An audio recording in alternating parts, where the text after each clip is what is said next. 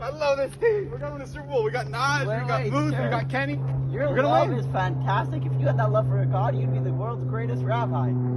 How can I love God as much as I love the Steelers? Let's take a look at the book in Leviticus. All right.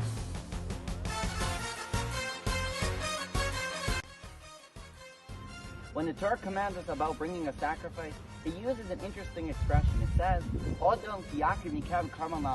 when a man will bring from you a sacrifice to God.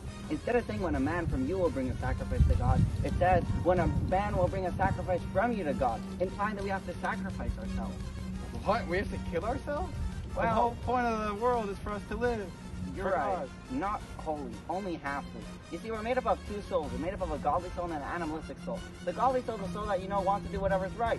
Put on tefillin in the morning, light Shabbos candles Friday night, keep kosher, keep Shabbat, and all those other things. And the animal soul is, when the rabbi calls you at 6:44 a.m. and says, hey, Don, we need you in the synagogue. And you're like, Rabbi, get the beep off the beeping phone. I want to go back to bed.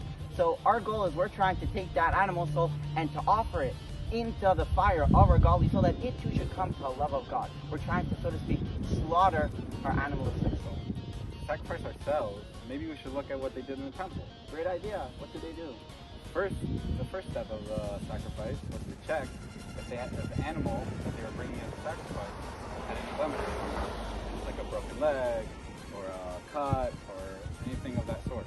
And once they checked it and found that it was completely perfect to be brought on the altar, then they would go and they would slaughter it, and only then could it be brought as on the altar towards God. You're exactly right. We can apply the same two-step approach to ourselves, how we make ourselves sacrifices to God.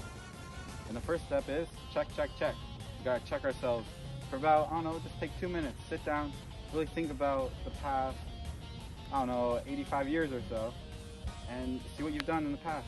And then you gotta fix. You gotta fix what you've done wrong. You know what the saying is, what ain't broke, you don't fix. But what is broke, you gotta fix it up, man. Exactly.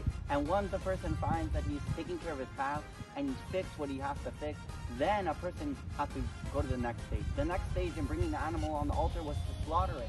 Slaughtering means that the actual animal's body is still there, but nevertheless the blood, the life, and the energy of the animal is gone, which represents that our life, our investment in our love and our passion, we have to take a little bit out of worldly matters like the Steelers and put it into godly matters. It's a whole equation. When a person takes a little bit of his investment and puts it into godly matters, then a person's animal soul can be brought up as a sacrifice, so to speak, into the godly soul, that it too can be subsumed by the fire and love that the godly soul has, that our animal soul too can come to love God.